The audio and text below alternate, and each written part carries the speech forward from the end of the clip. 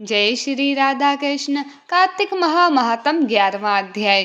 कार्तिक मास में स्नान, दान, तप, होम और उपवास करने से भयानक पापों का नाश हो जाता है और जीव को उत्तम गति मिलती है। जब थोड़े कर्मों से महापुण्य मिल रहा है तो इसका लाभ क्यों ना लें।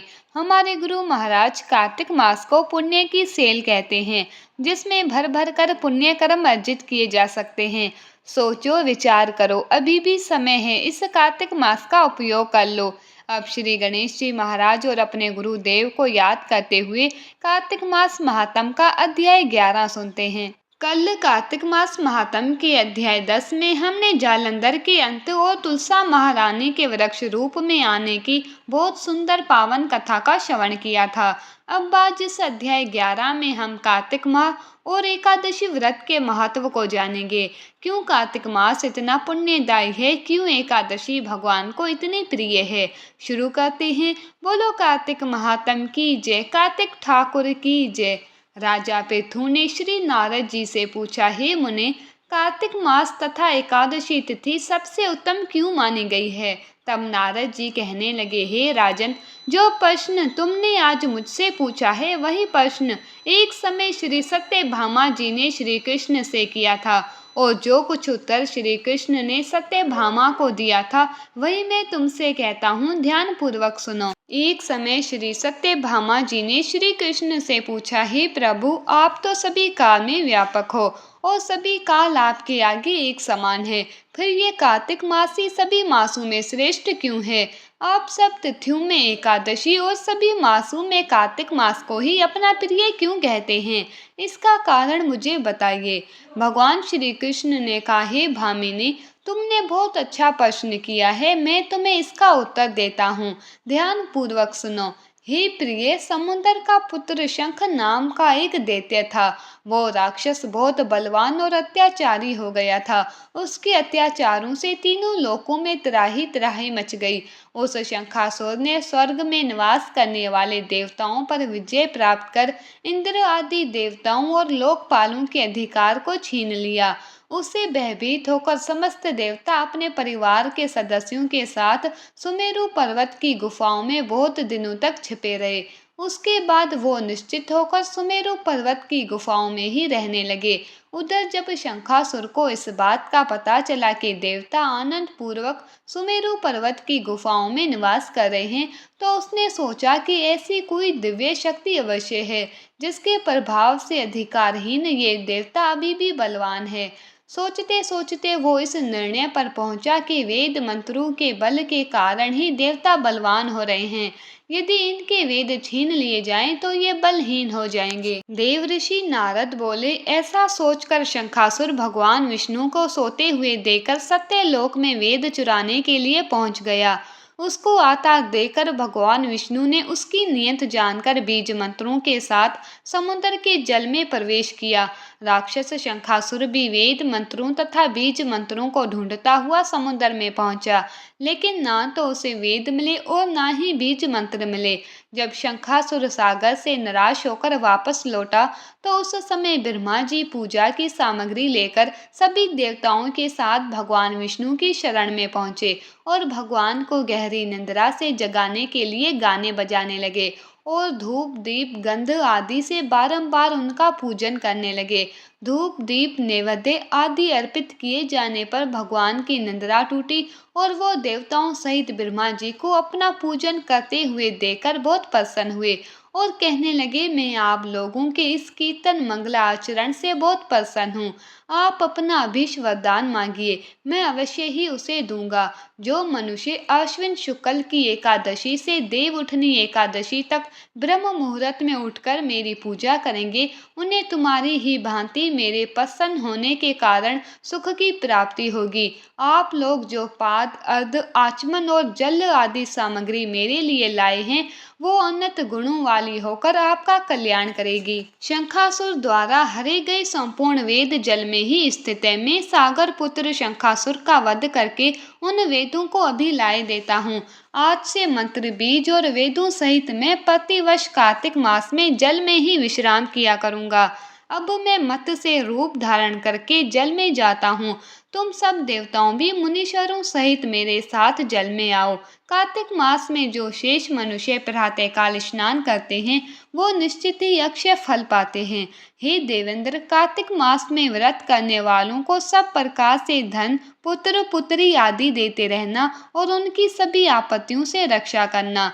हे धनपति कुबेर, मेरी आज्ञा के अनुसार तुम उनके धन धान्य की वृद्धि करना, क्योंकि इस प्रकार का आचरण करने वाला मनुष्य मेरा रूप धारण करके जीवन मुक्त हो जाता है। जो मनुष्य जन्म से लेकर मृत्यु पर्यंत विधि पूर्वक इस उत्तम व्रत को करता है वो आप लोगों का भी पूजनीय है। आप लोगों ने मुझे एकादशी तिथि को जगाया है, इसीलिए ये एकादशी मुझे बड़ी प्रिय है। हे देवताओं, ये दोनों व्रत नियम पूर्वक करने से प्राणी मेरे समीप पहुँचते हैं। इन व्रतों के करने से जो फल मिलता है वो अन्य व्रतों से नहीं मिलता।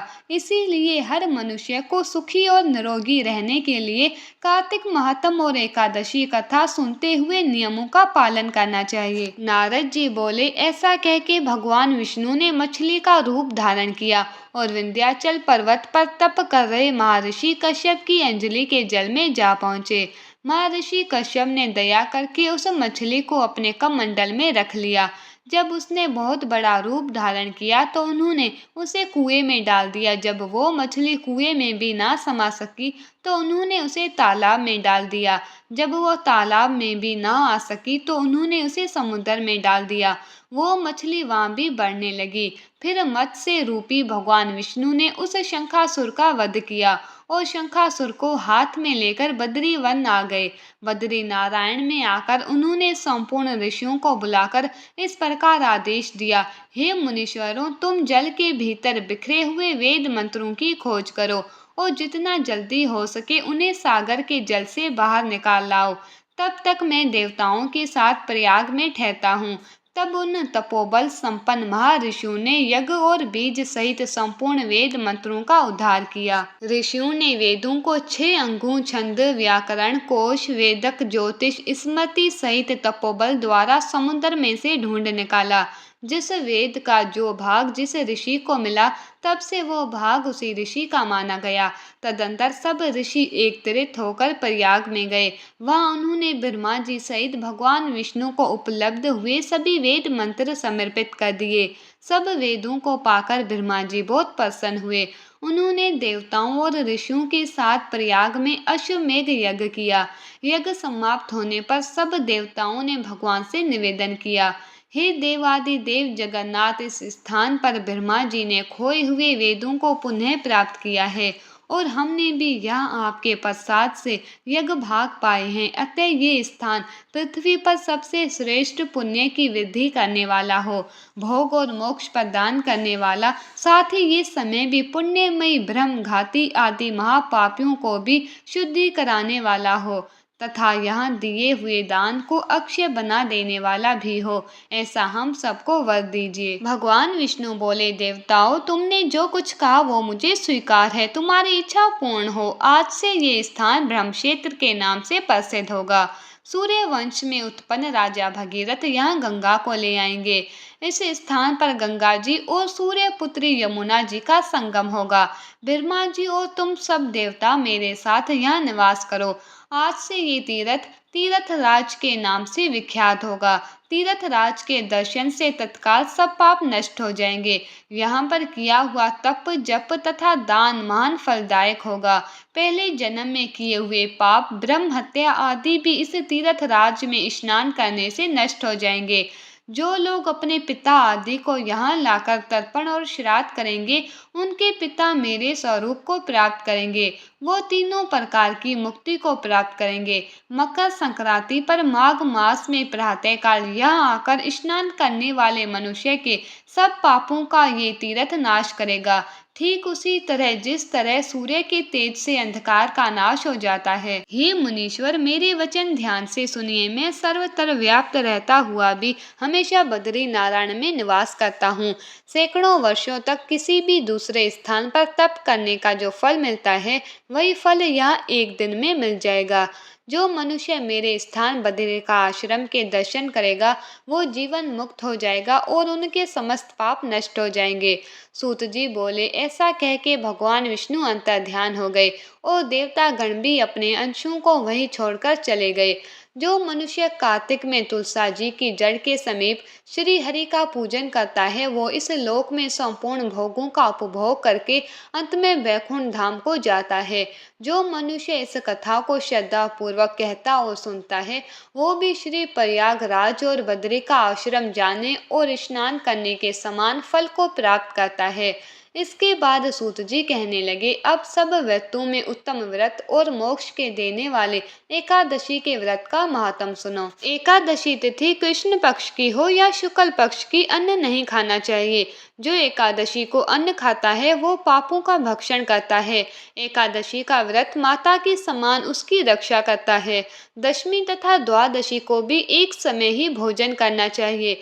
नारद जी बोले, गंगा के समान तीर्थ नहीं, माता के समान गुरु नहीं, विष्णु के समान देव नहीं, अन्न ना खाने के समान तप नहीं, तथा शांति के बराबर सुख नहीं, सत्य के बराबर ज्योति नहीं, कार्तिक के समान मास नहीं। एकादशी व्रत करने वाला सुबह जल्दी उठकर भगवान का पूजन करे, पुराणों की कथा सुने, एकादशी की रात्रि को जागरण करे।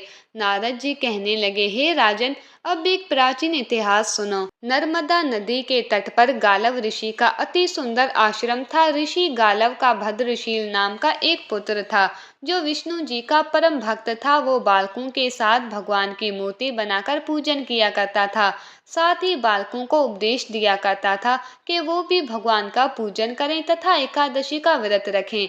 बालक भी उनके उपदेश सुनकर वैसे ही किया करते थे। अपने पुत्र के चरित्र को देखकर एक समय उसके पिता बालव ऋषि ने उससे पूछा, हे भद्रशील, तुम सदैव भगवान विष्णु की पूजा में क्यों लगे रहते हो? ये उपदेश तुमको किसने दिया? ये बात सुनकर भद्रशील कहने लगे, पिताजी, आपको अपने पूर्व जन्म का वृतांत सुनाता हूँ। पहले जन्म में मेरा जन्म चंद्र वंश में हुआ था। धर्म कीर्ति मेरा नाम था। दत्तात्रेय जी से मैंने दीक्षा ग्रहण की थी। मैंने 1000 वर्ष तक राज्य किया। उस काल में मैंने अनेक धर्म तथा पापों के कर्म भी किए, परंतु देववश में बुरी संगत में पड़ गया और वेद मार्ग छोड़कर पाखंड मार्ग पर चल पड़ा।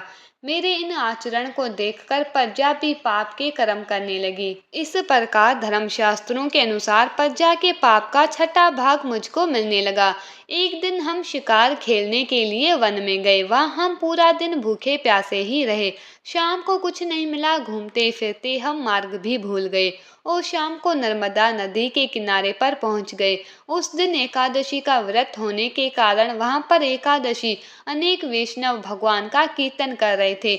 मैं भी भूखा प्यासा रहकर रात भर वहीं पर पड़ा रहा, मगर प्रातः होते ही भूख प्यास से दुखी हो मेरे प्राण निकल गए। उसी समय यमराज के दूत मुझको पापी समझकर मारते पीटते यमराज के पास ले गए। चित्रगुप्त ने विचार करके कहा कि ये बहुत बड़ा पापी है, परंतु इसने एकादशी का व्रत किया था, इसी से इसके प्राण निकल गए। इस कारण इसके समस्त पाप खत्म हो गए हैं।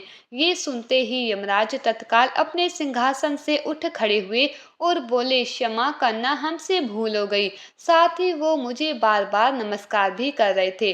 फिर अपने दूतों को धमका कर कहने लगे, जो मनुष्य भगवान के नामों का जाप करता है उसको कभी हमारे पास मत लेकर आना।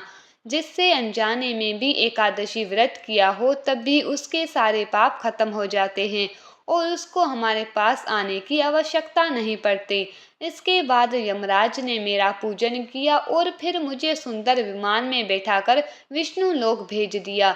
हजारों वर्षों तक इंद्र लोक तथा विष्णु लोक में रहने के बाद अब मैंने यहाँ पर जन्म लिया है। इसीलिए हे पिताजी, मुझे अपने पिछले जन्म का स्मरण है। इसीलिए मुझे पता है कि भगवान विष्णु की पूजा पाठ सेवा एकादशी व्रत ही हमें मोक्ष दे सकती है।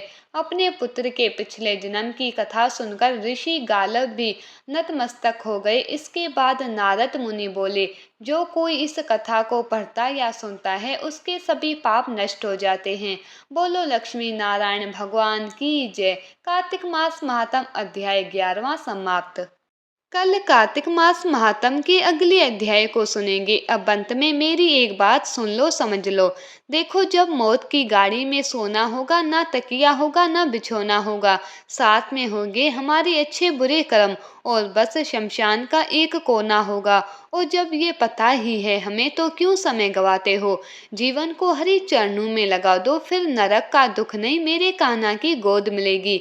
इस बात को सुन लो, समझ लो, जीवन में उतार लो, क्योंकि जीवन है क्षणभंगुर। अगले पल का भी हमें नहीं पता कि क्या हो जाए। कलयुग के प्रभाव से निकलने का एक ही उपाय है, अधिक से अधिक नाम जप करो। याद है ना, कलयुग केवल नाम आधार है। सिर्फ नाम जप करके प्रेम, भक्ति, शक्ति, मुक्ति सब पाया जाता है।